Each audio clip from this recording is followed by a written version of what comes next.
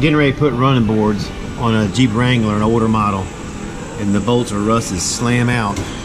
The body mount bolts are rusted up. This was actually broke off, and this was rusted off here.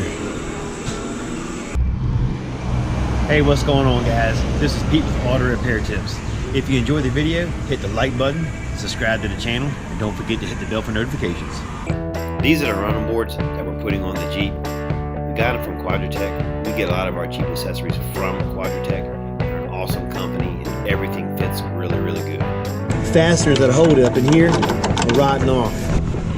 The easiest way to get to it is we had to cut a hole in the floor up in here, and we'll go back with new nuts and bolts. The other fastener for the middle body mount, your seat bolts in here, it's right along in here. So we'll cut a hole in the floor, and I'll show you what that looks like in a minute.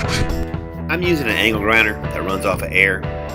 If you don't have availability to an air compressor, you can get an electric angle grinder, works just as good. Just make sure that doing this, everything inside the vehicle is clear, because you're going to shoot a lot of sparks up. You don't want to damage anything. So make sure you clear your surrounding area. Also, if you'd like to see more videos like this, leave me a comment below. What you're going to do is, you're going to cut 3 sides, and you're going to pull the tab back, and that'll make it easier for you to weld up later.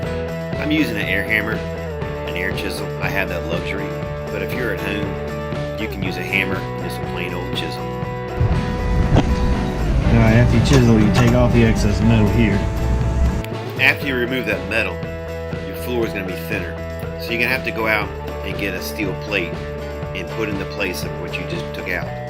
What I did was, I went to the junkyard and found seat bolt plates that held your seat belts in place of the car. They were the perfect size and the perfect bolt hole size.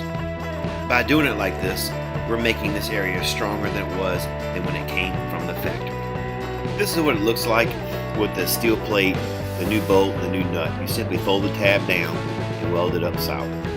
Before we do that, we're going to put a few tacks around that plate, put some undercoating in there to help keep it from rusting in the future.